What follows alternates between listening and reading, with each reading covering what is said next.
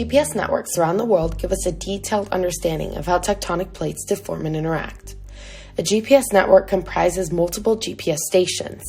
Each station's location is tracked independently over time. As plates move, GPS stations move with them.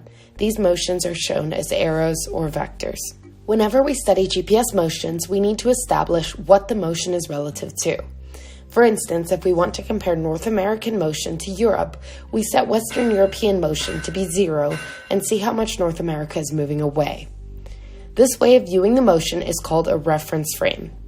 The resulting data shows that North America is moving westward at about 2.5 centimeters as the Atlantic Ocean gets larger.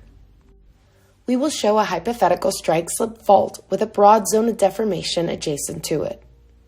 The west plate is moving to the northwest.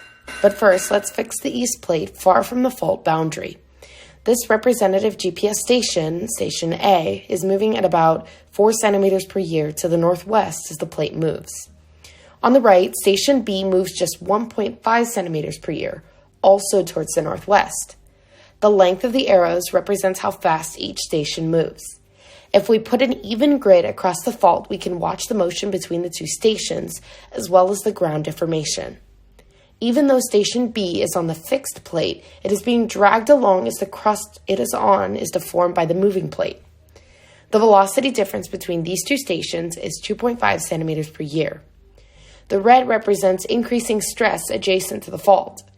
In many places along the fault itself, the rocks on either side are locked together until the stress becomes too much and an earthquake occurs.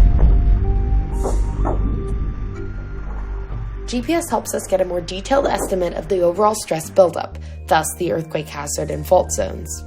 A larger network of GPS stations placed on both sides of the fault shows that the strike-slip deformation is broadly distributed.